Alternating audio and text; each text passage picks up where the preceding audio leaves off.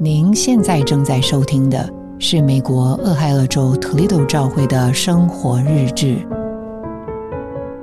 今天要和您分享的题目叫我的约柜，我的灵。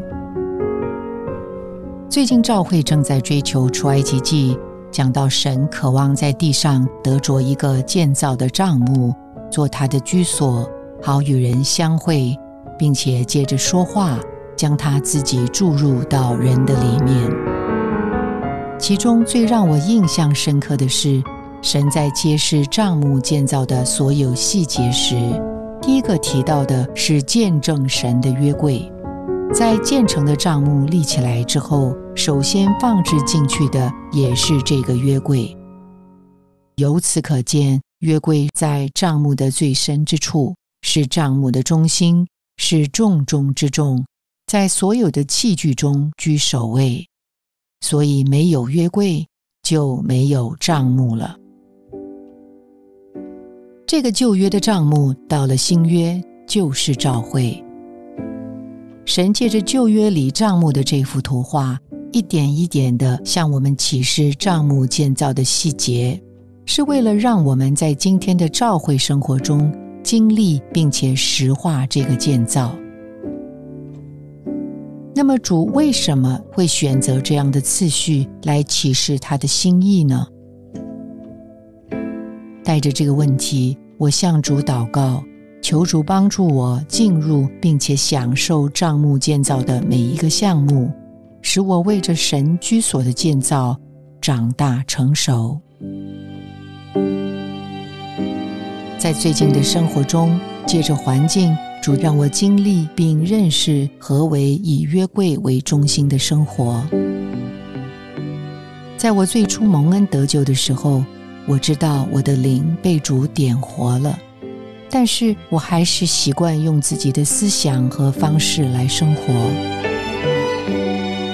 虽然在道理上知道我应该凭灵而活，却在自己里面做了许多无谓的努力。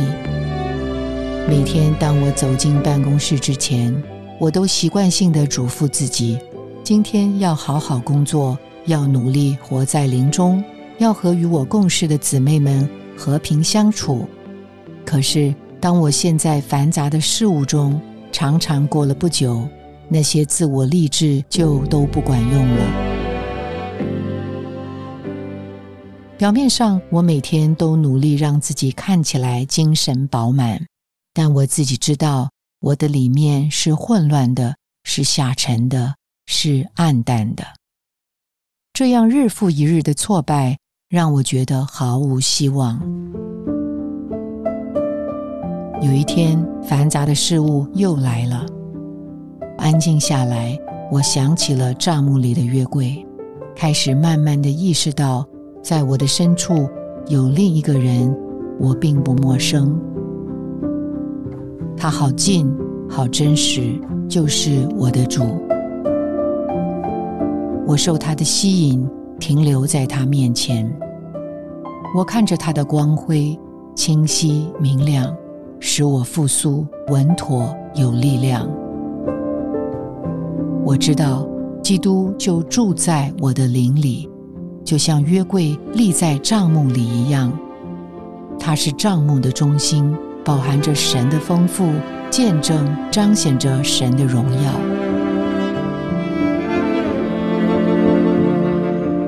我宝贝我的主，我的灵，它是我存在的重心。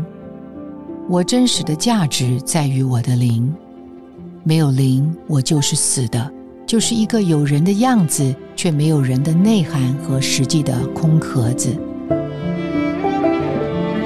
帐幕没有了约柜，就失去了神的见证和它存在的意义，也是一个空壳子。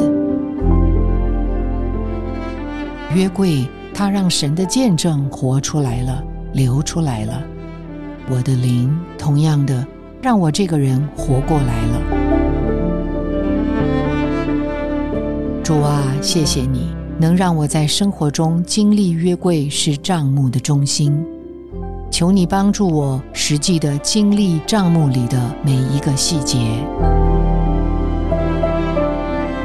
我我的灵，我的约柜，你是我人生的中心。感谢您的收听，希望您能从今天的信息中得到亮光和启示。你的点赞、留言、分享、转发是我们持续制作的动力。我们的网址是 thechurchintoledo.org。期待我们下次空中再会。